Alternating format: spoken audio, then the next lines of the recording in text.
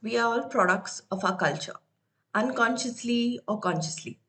And considering that cultural identity is important and it shapes our lives, we need to understand it and then use it to help our learners become productive members in our multicultural societies. I'm Natasha Gomes, and I'm an assistant professor in French and Francophone studies at Goa University. In today's video, we're going to cover three main questions. So, first, what is culture? What is cultural awareness? Next, why is it so important to incorporate culture in education spaces? And why is cultural competency important today? And third, how as an educator can you go about leveraging, making use of linguistic and cultural knowledge that your students have in order to improve learning outcomes? As a parent, how do you go about incorporating or inculcating intercultural competencies in your children so that they turn out to be productive members of society? So let's start with an activity. This is an activity on culture, your culture and that of the others around you. For groups, people who are listening to this in a room or on Zoom or any other video conferencing platform, you may think and discuss this in a group. For those who are listening to this individually, you can also do this activity. Just think of three people that you know who may belong to different cultures and communities. And you would need to compare yourself and your culture with others in your group. So now identify the similarities and differences in the languages spoken. The registers that are used, formal or informal in certain contexts. Try and identify the similarities and differences in the beliefs and attitudes about, say, responsibility, about taking care of parents, raising children, or role of family, and concept of beauty. Think also of what could possibly be attitudes towards personal space and privacy, and think of rituals that different groups might have, rituals that are religious and also cultural.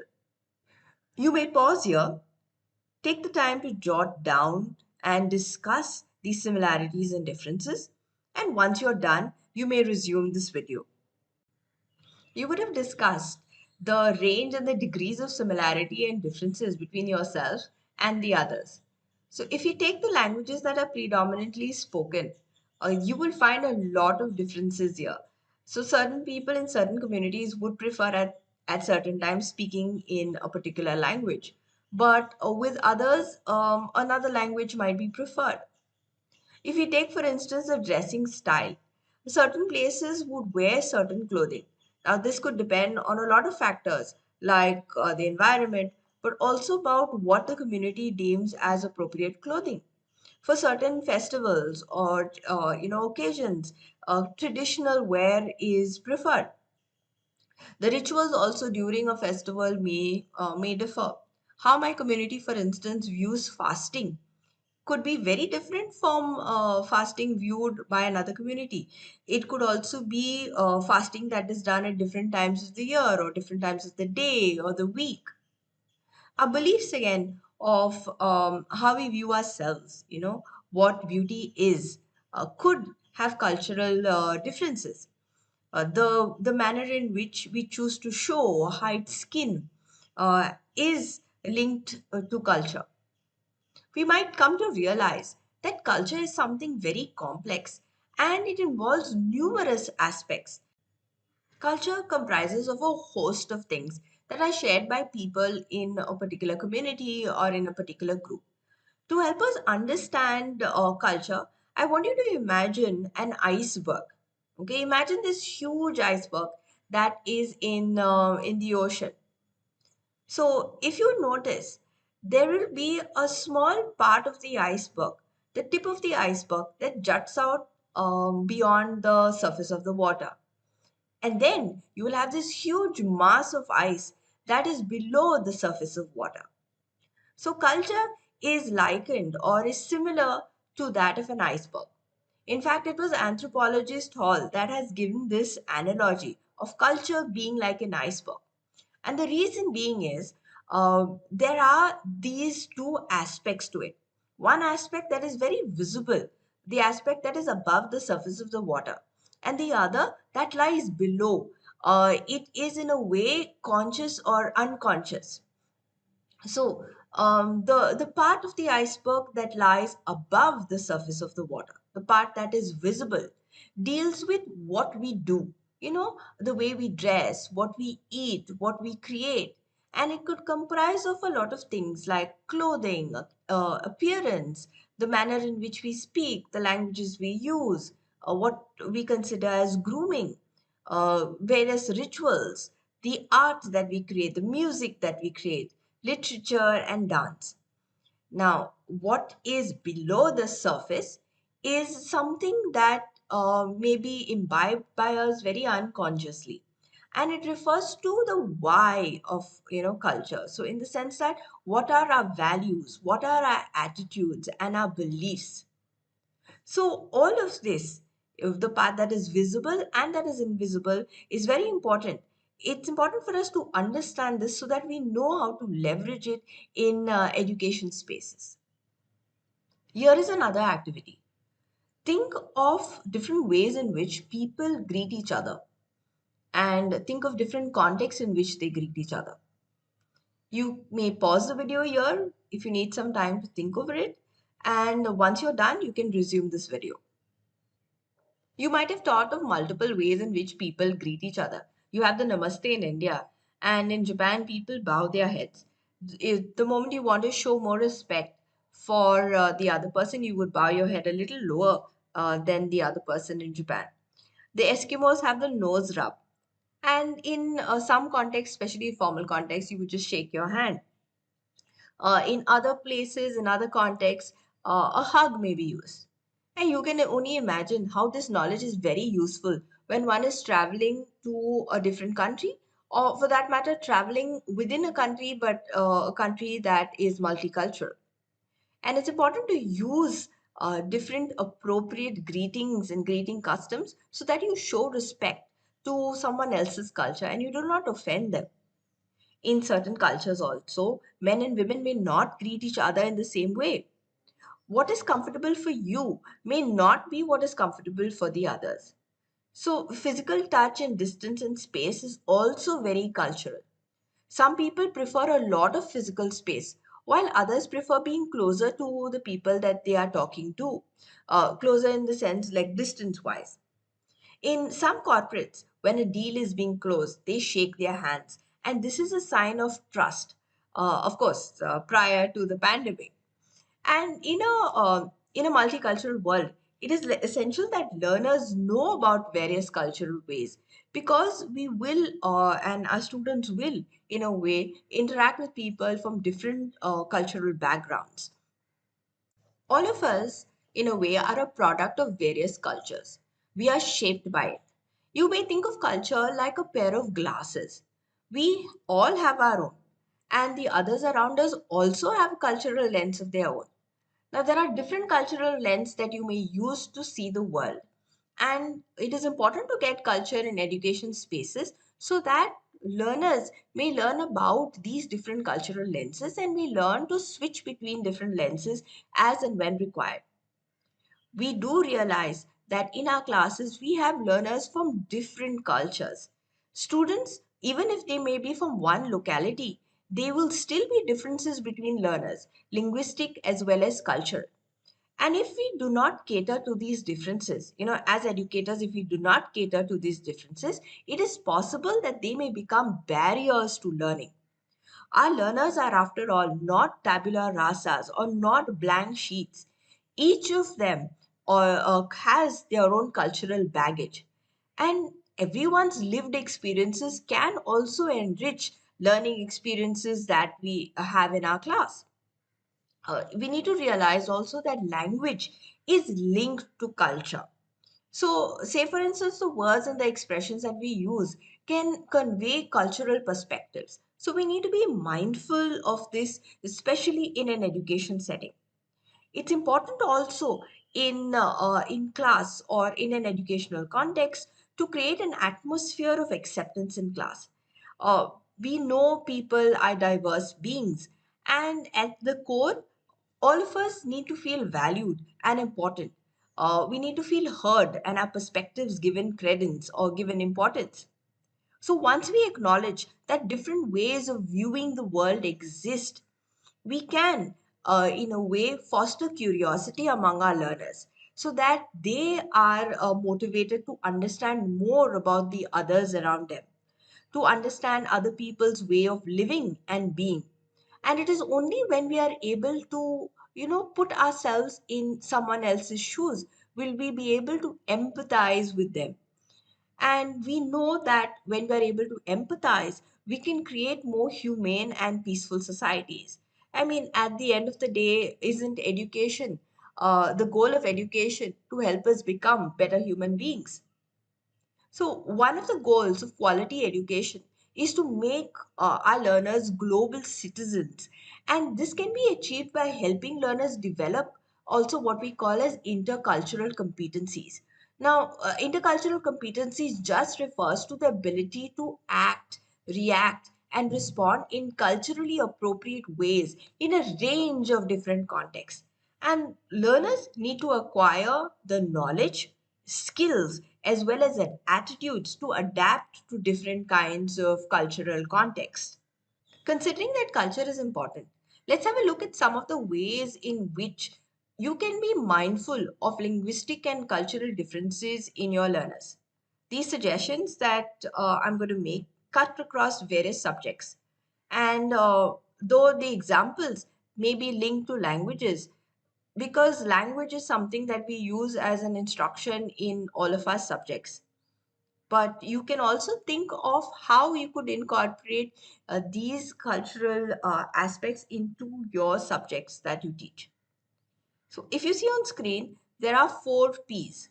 You have products, practices, perspectives, and people. So by products, what we mean is any artifact that is created by a particular community.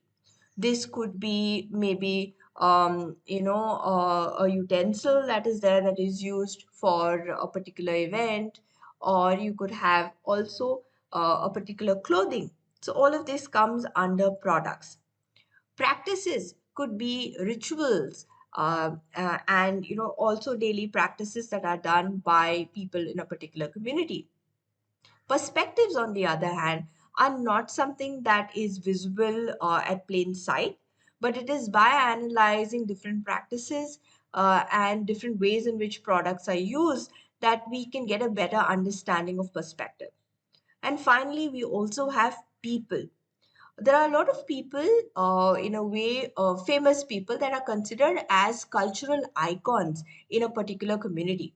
Now, these are people that have contributed a lot, people that have shaped the way the others in the community think, believe, and behave.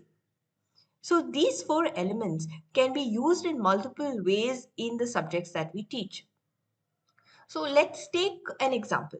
Okay, at the start of the day, all of us may possibly look at a calendar to see the day and the date. Now, this calendar could be in different forms. We sometimes also have a calendar hanging in our classrooms. So, calendars are cultural artifacts.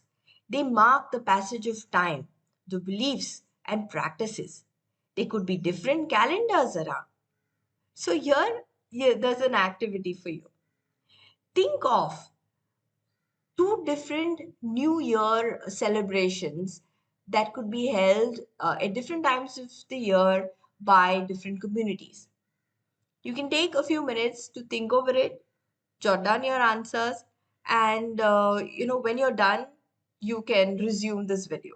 Okay, I'm sure you would have thought of various New Year festivals. There is the Gregorian New Year calendar, which is, and New Year celebrated on the 1st of January. But you also have the Gudi Padwa, which is a springtime festival, and it is celebrated in Maharashtra and Goa. It marks a traditional New Year. Ugadi is celebrated in Andhra Pradesh, Telangana, and Karnataka. And this festival also signifies new beginnings. So people buy new clothes, they eat a lot of good food with family and friends. There is also Baisakhi in Punjab. So different places have different New Years in a way. You would also notice that this is the case not only in India but also outside India. It's also important to realize that there are different regions different regions in an agrarian society will have some kind of harvest festival, and there is generally also a Thanksgiving ritual that is linked to a harvest festival. A harvest could also signify new beginnings, so it's important over here to understand where your students come from, and if possible, get students to create their own calendar based on cultural representations that they have in their class. And when possible, celebrate new festivals. How then do you leverage culture while facilitating a class and engaging learners? Now, as educators, you should not assume that you know everything about your learners. It's important to get to know them, who they are outside their class, their practices, so that you can personalize instruction in the class. We need to be aware that we have to negotiate between our own cultural lens and that of our students. To give you an example, I did my Teach for India fellowship in Pune in a school in the Pate area, and my students were very different for me in certain ways. And before we could even set foot into the class, it was mandatory for us educators who are part of the Teach for India movement to visit students in the community, and this helped in two main ways. One, it helped us understand and negotiate the possible biases and stereotypes that we might have harbored. And second, it also helped us understand where our students came from, the hurdles that they faced on a daily basis. And this helped us in a way define and create tailor make the lesson plans according to the students' needs. The students also need to know that we care about them before they are able to, or before they open their minds to listening to us and what we need to say about the contents of the syllabus. So here also, it's important as educators for us to be very mindful of the instructions that we are giving the students, mindful of the linguistic and cultural barriers that may exist. It is possible that the learners may not always understand the meaning of particular words because their mother tongue could be very different from what we speak in school, or the register in the mother tongue that they speak at home is different from the formal register that is used in school. So, being able to address this and tackle the misunderstanding, linguistic misunderstanding, will help us in a way to also move towards more a robust education. They could also be cultural barriers. So, say for instance, if in certain cultures people learn that it is impolite to ask elders a lot of questions, then it is likely that they may refrain from asking teacher questions, even if they are confused. They may also refrain from participating in class debates. So, a teacher needs to coax these students in a very different way so that they can participate in class, participate in activities in class, and be productive, members not only to analyze and synthesize information, and so that they can carry this out into the outside world. So now these aspects of culture can be incorporated into different things. One, like I mentioned, as instructions that you give in class. It could also be cultural aspects could be incorporated into assembly rituals that are there at the beginning of the day. You could have co-curricular and curricular activities also that revolve around various cultural aspects. Students can be introduced, or learners can be introduced to different cultural objects and practices, and they can be engaged, students can be engaged so that they are either presenting objects from their own culture or comparing and contrasting what they do with what the other classmates from different cultures use. It's important to provide multiple ways in which students can express their knowledge. Now, many times different communities have also public display of, related to various aspects of their culture. You have, say, for instance, the carnival floats in Goa. We also have the Shigmo or the Shig Mahotsav, which is a celebration again of, harvesting of paddy. You have the Konsache Fest, which is there. During Diwali, prior to Diwali, you have the Narkasura floats that happen, in different localities. So you also have during Chaturthi celebrations pandals that are erected with different types of idols of Lord Ganesha. Closer to Christmas time, you have different cribs around. So, as parents or even teachers, you can have trips to all of these cultural places because they are authentic representations of what a particular community does. So, this would be, either cultural or co-curricular, extracurricular activities. But say, for instance, we have a lesson, in our textbooks that is related to food. Now we know that food, there are certain staples that are linked to different regions. We also have festive foods. Now these foods can also be viewed at from a very cultural lens. Say, for instance, in a language class, and if we have lessons related to food, we could have like a dialogue of a person who's going to the market and buying food to prepare a meal. Apart from asking your check for understanding questions, questions can also focus on cultural customs and practices in different communities. Certain foods, as you know, are considered as nutritious, but we do also have other foods that are considered as taboo. Now, in a geography class, we can look at how different foods are available at different altitudes, or different foods are cultivated in different regions depending upon the soil type. And this again influences the kinds of food that are eaten by the people in a region. There are also, again, different attitudes that we associate to different foods. And this in turn can shape our eating habits. In a science class, for instance, we can look at how different foods chemically react in our bodies.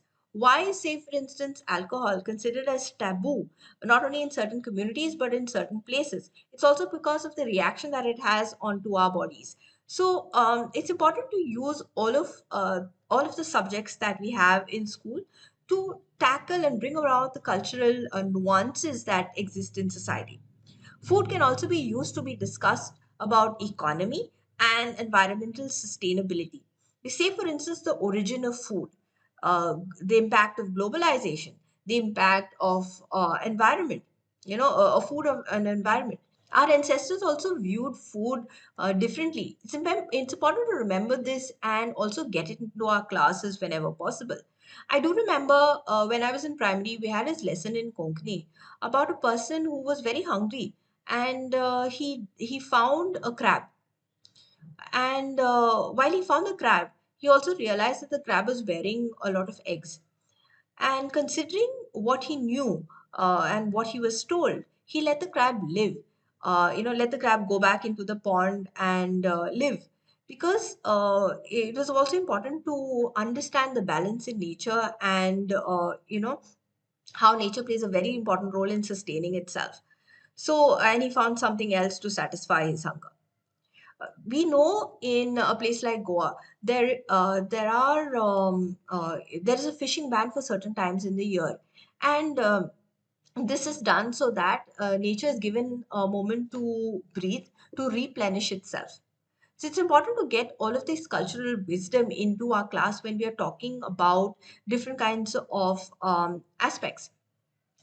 Let's take another example. Say, for instance, in a math class, and we are doing a lesson on units of measurement. It's also important to ask students about what are the traditional ways in which things have been measured. Right now, we have, we could measure it in kilos, kilograms. But you do have traditional ways in which different food grains, different seeds are measured. Say, for instance, if you visit any of the feasts that are there in Goa, or you visit any of the traditional shops, you have different kinds of measures for different grains and different seeds. So it's important to ask your learners to be mindful to be curious and open their eyes as to what they have around them, and not only question them but bring them into the class while they are studying different aspects. So it's important to foster intercultural competencies, which helps us understand that there are multiple ways of living and being, and it's important to show that people are not only similar to each other, but in a way, how their differences can add enrichment into our lives. Students, after all, can also do mini presentations on various aspects. They could be like a show and tell session where learners bring in an artifact that they like, or artifact that is linked to a particular festival. It could be a piece of clothing or utensil used. They could explain the significance, the traditions that exist in their family. In various places, you have people who share food during festivals, and this is also something that can be brought into discussion as to what kind of foods are shared, and who prepares the food. I also remember another instance. Like, we all have, I mean, a lot of schools in our country have midday meals. And in schools outside India, you do also have children who go and eat at the canteen. Now, when food is served, it's important also to see where the food comes from, what is the significance of that particular food, and understanding that different communities might have, certain foods may be considered as taboo. Schools need to adapt accordingly. So, say for instance, in a country like France, in their canteen, you will find a non-vegetarian food, but you will also find a vegetarian option that is offered to students who may not want to eat meat. Now, whenever meat is offered, and if there is pork on the menu, considering that there may be some students who do not eat pork, there will also be another meat option available, like chicken or some other meat option. So this is also being mindful at an administrative level as to the cultural makeup, the mosaic, cultural mosaic that your students comprise of. Okay, so do think of different ways in which you could incorporate culture in the subjects that you teach. Think of also different activities that you can incorporate to foster intercultural competencies in your students. It is important at the end of the day to realize that diversity is not how we differ, but rather how we embrace each other's uniqueness.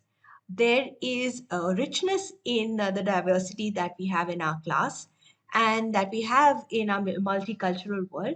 And as educators, the manner in which we can incorporate this into our lessons will not only enrich our students today, but also make them productive members of society tomorrow.